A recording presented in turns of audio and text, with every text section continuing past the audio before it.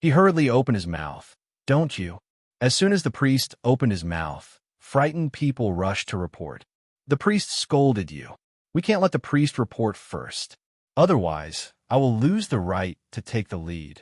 No one cared whether the priest wanted to report it or not. No one would bet on whether others would report them. The law of the dark forest also holds true here. The priest looked at the crowd of people reporting frantically and knew that everyone was completely screwed. At this moment, most people's attention has been focused on reporting. I completely forgot about resistance.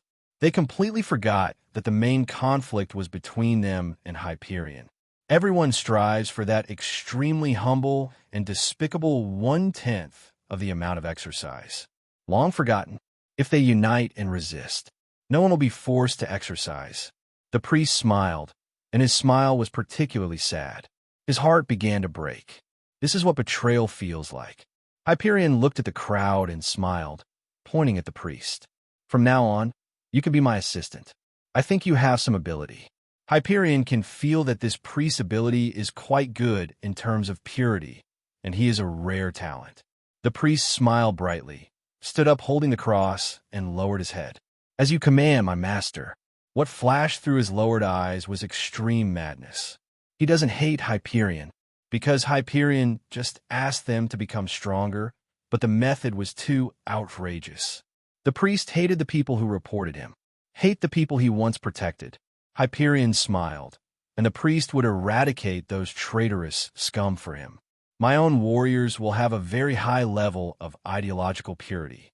He laughed softly and said, the human heart is nothing more than this. In 3 words, I asked the priest to pick up the butcher knife for me and clear away the rubbish in the team. I am a successful Hyperion. At the same time, the Blue Star space-time coordinate system mapped by the Dark World. The Ancient One, Captain Marvel, and Thanos arrive. The Ancient One actually didn't want to come, mainly because he didn't understand what the 1 in 10 million winning rate was. But Captain Marvel and Thanos insist on coming. Anyone with a discerning eye can see that Demon King Tony is creating his own dark demon world. If we wait until the dark demon world is completely formed, it will be even more difficult to fight. Hyperion observed a wave across the space-time coordinate system and decisively asked for help. Brother, there are 3 grandsons blocking my door. Come and save me. Facing 2 supreme levels, he still had the confidence to make a run. 3. Giving up in the face of difficulties is also a kind of courage that a strong man should have. The next second, the Black Shadow teleportation gate appeared. Tony walked out holding the Infinity Gauntlet, which was inlaid with reality, mind, and space gems. The 8th General also ran out quickly, energy surged from his body, and he was obviously in a fighting state. Tony looked unkind. Who blocked your door? I have just raised the 9 realms to the spatial dimension and created the Demon King realm and the Soul realm, but my grandson is blocking the door of my subordinates. I don't want to live anymore. Hyperion used a black shadow mask to reveal the outside world and pointed at the Ancient One confidently. It's him. I was deceived by him, the Blue Star, and I didn't want to help him deceive you, boss, so he grabbed someone and beat me hard. Tony looked at the image of Ancient One with a strange look on his face. Him. Right. Hyperion looked at the generals gathered, straightened his back, and his voice became harder and harder. This man is so damaged. He thrust me in a *** hard at that time. It was extremely shameless. Mephisto's brain twitched, but he asked, how to insert it? The atmosphere was suddenly turned upside down. Hyperion was so angry that he put on his mask and even thought about where to dig Mephisto's grave. Tony noticed this detail and looked strange. Why can you put on and take off the mask at will? Hyperion was surprised. What's wrong, brother? Can't others do it? Tony, it's not that it can't be done. Rather, the mask is integrated into the body like nutrition and can be hidden or displayed as muscles without affecting normal life. But how do you easily put this thing on and then take it off when it is integrated into your body? Are you a socket? Tony took a moment and looked slightly strange. General Ike, it seems that he is half asleep. In other words, autistic. Tony stretched out his hand, and the IK, a mask, levitated and was awakened. Tony asked curiously, "General IK, how do you sleep?" General IK opened his eyes and showed a collapsed expression. "Oh, my dear king, can I coexist with another person? This person seems to have a serious illness." The generals recalled what they saw at that time and nodded in agreement. There is indeed a serious illness. It is simply a mudslide in the dark world. Lao Mo's sexy tricks are still within the scope of everyone's knowledge. They are weird, but they are still evil. Hyperion's operation is simply outrageous. Tony couldn't hold it back and burst into laughter. General IK, Your Majesty, why are you laughing? Your Majesty, please laugh again. Tony hurriedly stopped laughing and comforted, "Let's make do with it. Can we still divorce?" General IK stopped talking and shut himself up. He closed his eyes and didn't want to talk. Hyperion is strong, but he has some serious illnesses. Apart from this serious illness, it's actually pretty good. The premise is that it can be eliminated. Ahem, so what? Get ready, let's go fight the Ancient One. Tony was a little dumbfounded, so he simply allowed Hyperion and IKA to be independent of each other. Anyway, they would not be absent when they should contribute. Everyone hurriedly pulled back the crooked building. Tony touched his chin. There are 3 supreme levels on the opposite side. I could pull 2 of them to fight, but you will definitely have to deal with the remaining one. One-on-one, he is very confident. But Ancient One is not a fool, and there will be 2 supreme levels to hold him back. The generals present looked at each other and assessed each other's strength. Bucky, despite gaining the Dark Origin, is barely equal to 0.2 Domo. Dr. Octopus, the big boss in research, fight 0.5 Domo. Spider-Man has a higher combat power, 0.6 Domo. Loki, if someone is in front to resist damage, 0.8 Domo is still no problem. Mephisto, the veteran demon lord, starts with Domu in 1.1. Hyperion, a pure barbarian, 1.8 Domu. The prerequisite is not to play one-on-one with the Ancient One, otherwise he will be beaten hard. It's not that Hyperion isn't strong, but at the supreme level, Ancient One is the fighter among the academic masters. MR, Fantastic Reed, and Black Panther. Kim's combat power is just a few tenths of a cent, which is as negligible as Bucky's. Tony moved his wrist. I'm holding down the 2 Supremes, Hyperion and Old Mo as the main ones, and the others as assistants. I'm holding back the remaining Supreme. He thought for a moment, looked at the Infinity Gauntlet in his hand, and threw it in front of the generals. I don't have much use for this thing. Which of you is willing to give a try with the Infinity Gauntlet? Now he has no shortage of combat methods and defense methods. His battery life is also extremely strong, and he also has the ultimate darkness. The Infinity Gauntlet is the icing on the cake for him.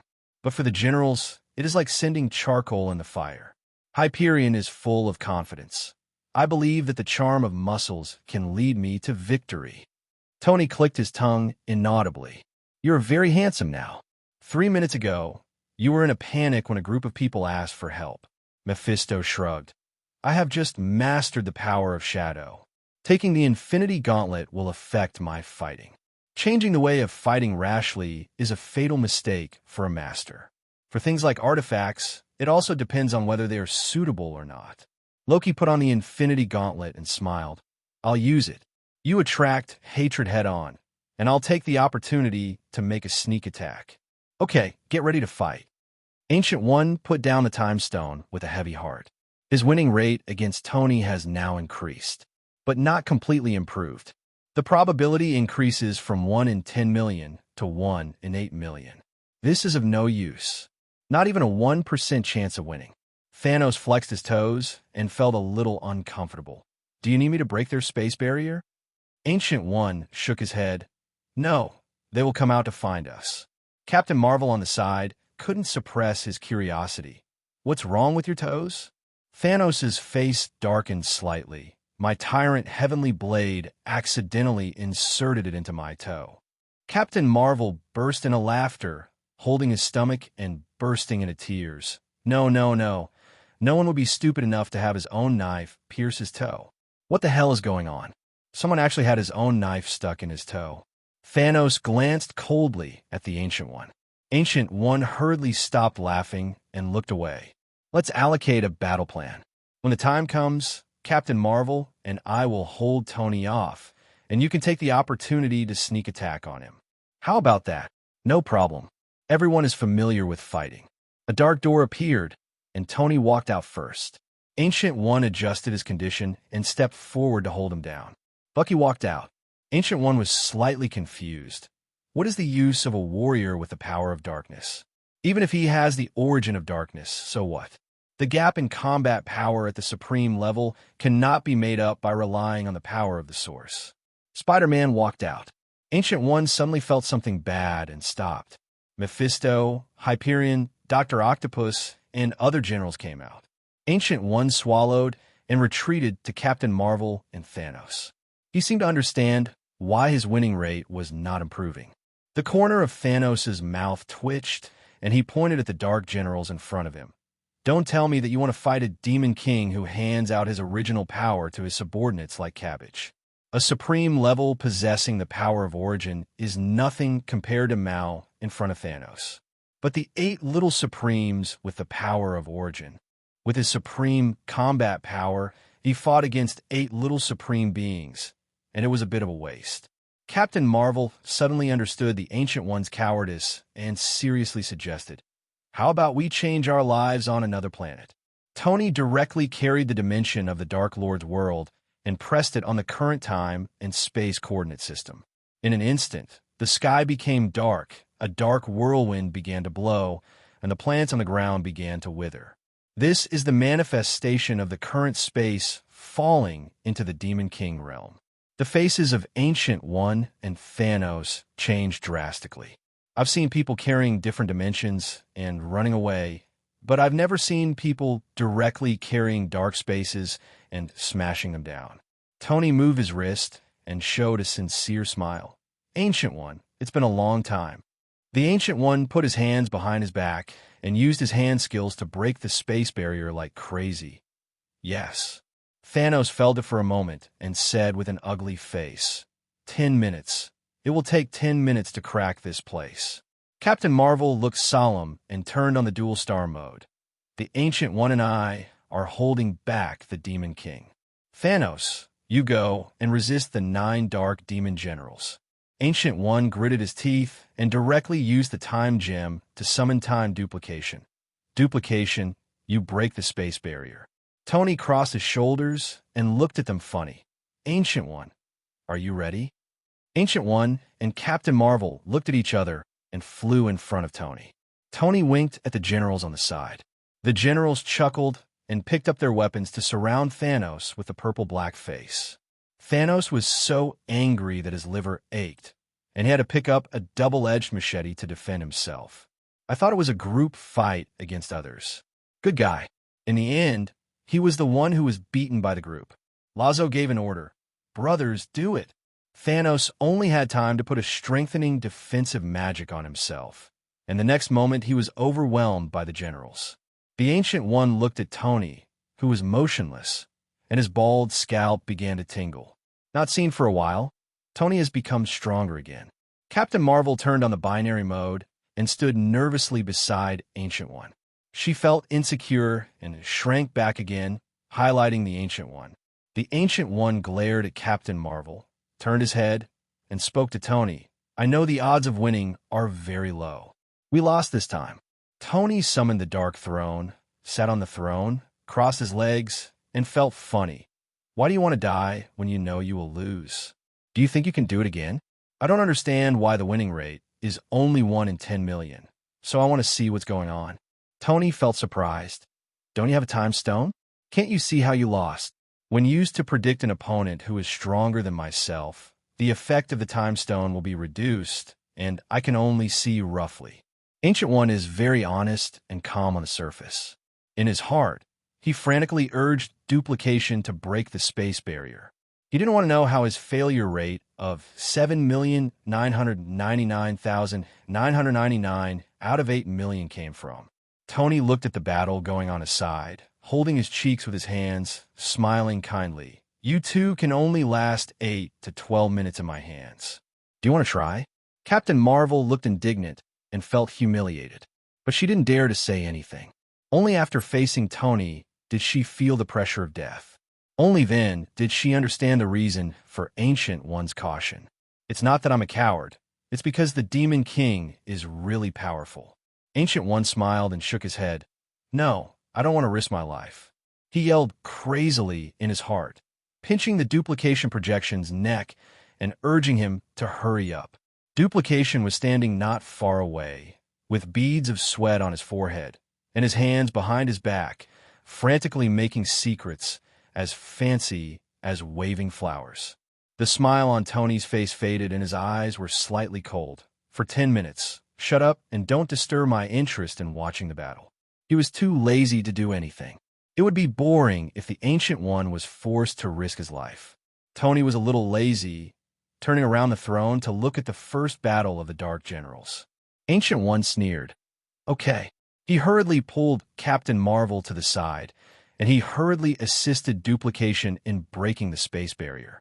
Captain Marvel did not dare to say anything and picked up a personal supercomputer to calculate the space node data. Tony was too lazy to care about the Ancient One's little moves, but was very interested in Thanos. Once upon a time, Thanos was a huge amount of threat in his eyes. Now, Thanos is just a replica of the Ancient One in his eyes. Thanos felt aggrieved and felt even more miserable, but he didn't have time to say it, because 8 Dark Generals surrounded him and beat him. Thanos was punched in the face by Hyperion and said angrily, "You and I are obviously the same race. Why should we kill each other?" Hyperion raised his eyebrows. "What kind of clan? I only know that my eldest brother is protecting me. You have a serious illness." Thanos angrily slapped Bucky away with a machete and asked, "Don't you know that the eternal gods can resurrect each other?" Hyperion smiled and smashed down his fist with both hands. "Am I a person who is greedy for life and afraid of death, dedicating my life for the hegemony of the Empire?" Thanos was smashed into the ground, a big shaped hole. Mephisto has a bruised nose, a swollen face, and a toothache.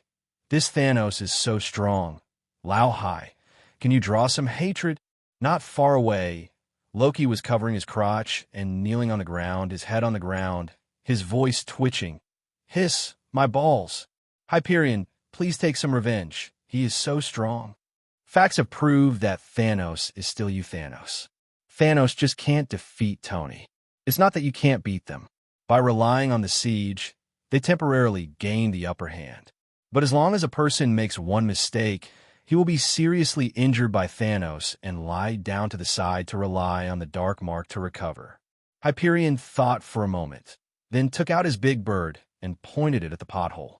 Mephisto took a deep breath and his scalp went numb. F***K. You don't have to. Loki came back to his normal state, raised his head, and opened his mouth instantly. "Brother, is this too cruel?" The generals gasped frantically, raising the temperature around them. Although they also want Hyperion, the most resistant, to draw a wave of hatred. But this move, it's a bit life-saving. Hyperion smiled brightly and began to hiss. "It's okay. Believe me, this wave of hatred will definitely be stable." No. We don't doubt your hatred. We doubt your life will survive. You can't be so hateful." A column of light yellow liquid flew steadily into the pit. Thanos lay in the pothole, humming slightly, looking at the dim sky and thinking about life. "My life is so difficult. What could be worse than being beaten by a group of little supreme beings?" A stream of light yellow liquid was poured on his head. Tell him the truth. It could indeed be worse. Thanos was stunned for a moment, and the smell of urine entered his nose. He raised his head and looked further away, seeing the playful and smiling Hyperion and his big bird. This moment, there is no life in Thanos' mind. This moment, there was no more thought in Thanos' mind. This moment, Thanos only has destruction in his mind.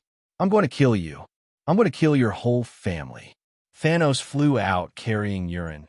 His eyes were red, The energy running speed in his body roared instantly, and the tyrant's double blades split the air and appeared in midair like lightning. Hyperion was so frightened that the big bird turned into a small bird and hurriedly evaded. The semi-wasted Loki hurriedly used the space gem to transport him and saved his happy life. Tony, who was watching the battle from a distance, covered his face. Mater, you are a talent. The Ancient One looked at the crazy Thanos, his heart trembling. This too cruel? Captain Marvel couldn't bear to look at it. Who could have imagined this? The situation is very clear. The crazy Thanos chased Hyperion with all his life. No one dared to stop him. In my previous fights with Thanos, who had a brain, Thanos was very particular about his tactics. He was defensive and steady, and sometimes he would attack with counterattacks. Now that Thanos has given up on defense, his lethality is directly maxed out. Everyone is afraid that they will be torn apart by the crazy Thanos. Loki's friendship put a space acceleration on Hyperion. I said, "Who of you will do the damage?"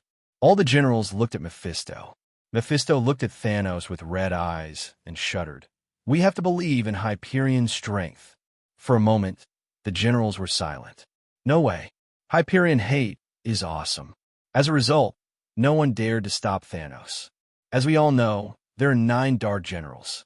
Razor used the power of darkness to hide himself from the beginning, looking for the right moment to deal fatal damage. Now he felt the time had come.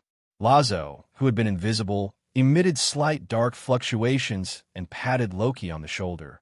Hey, lend me your staff blade. Loki didn't think much and took out the staff blade. Do you need me to help you enchant it? Come on, I'm going to give Thanos a fatal blow. Loki put on the Infinity Gauntlet and started enchanting enhancement. I used the cutting enchantment of the space system, which can achieve armor-piercing damage.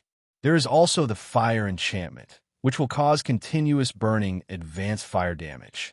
Finally, I used the steel system to consolidate the effect. After the enchantment was completed, he handed it to Lazo and saw that he had a confused look on his face. Razzo is a military commander and does not understand magic. Razzo, let's talk in human terms. Loki gave a thumbs up. Hard, thick, and sharp. Understood. Loki was a little worried, so he added several statuses to Lazo. Thanos is very crazy now. These magics can be fully amplified.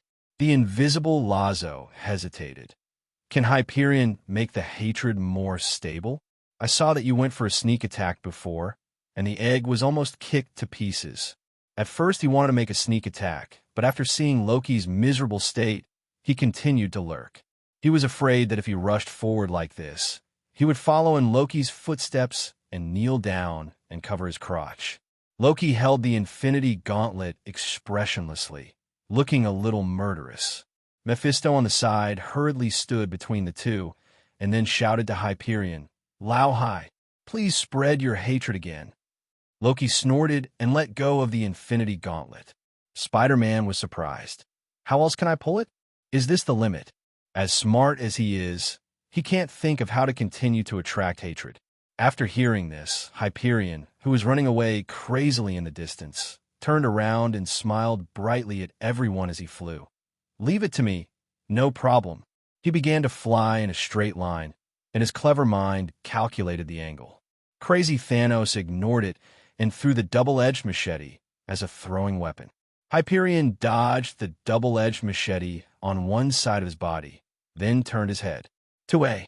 After spitting out the foam, he quickly accelerated and flew wildly. Thanos, who was in hot pursuit, was sprayed with spittle on his face, and his blood pressure exploded. Today, either you die or I die. Mephisto was stunned. Damn, he's still ruthless. Spider-Man was dumbfounded. No, where did he learn these outrageous methods? Can anyone think of this? Razzo confirmed that Thanos had no sense at all, refreshed his invisibility, and caught up with the staff blade. Spider-Man's people sensed the fluctuations in their origin and were a little curious. What did Lao do? Loki shrugged. Isn't he always invisible and trying to sneak attack Thanos? When Dr. Octopus heard this, his eyelids twitched and he glanced at Loki's crotch subtly. This is a bit dangerous.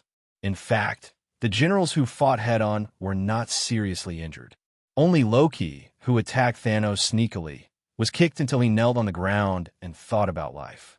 Mephisto, well, Lao Hai's hatred is very stable. Let's give it a try. Anyway, it's not us. The generals nodded tacitly and then watched Lazo's movements closely, chatting from time to time.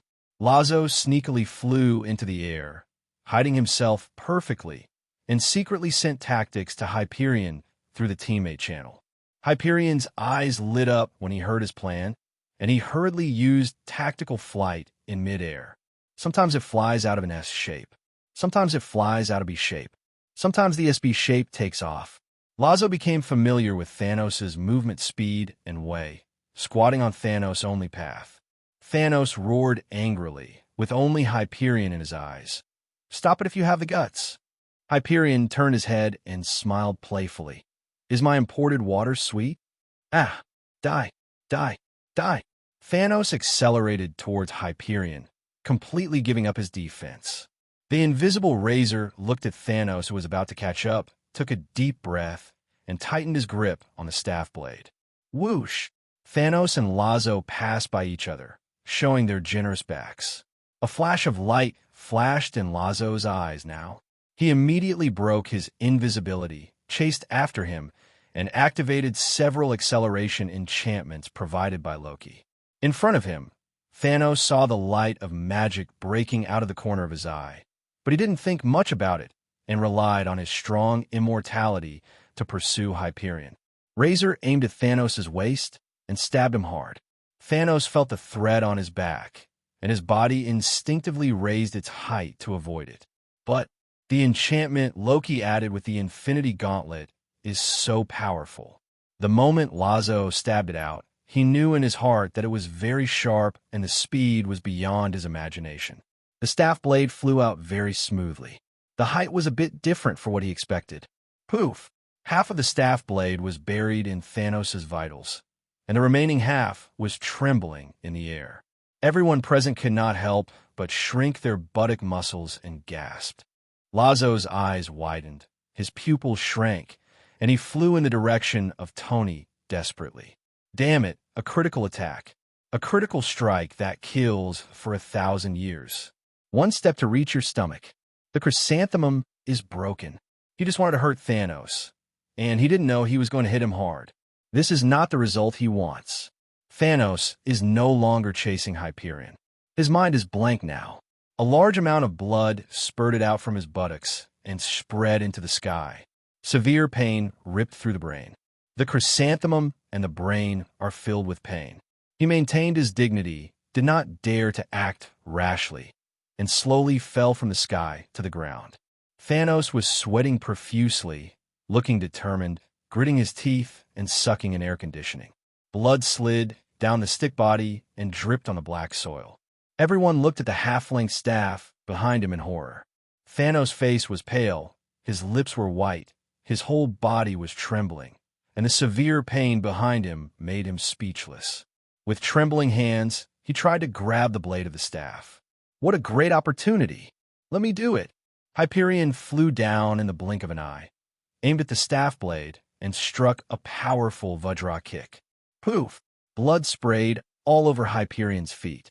Thanos foamed at the mouth, rolled his eyes, and jerked away with a gah.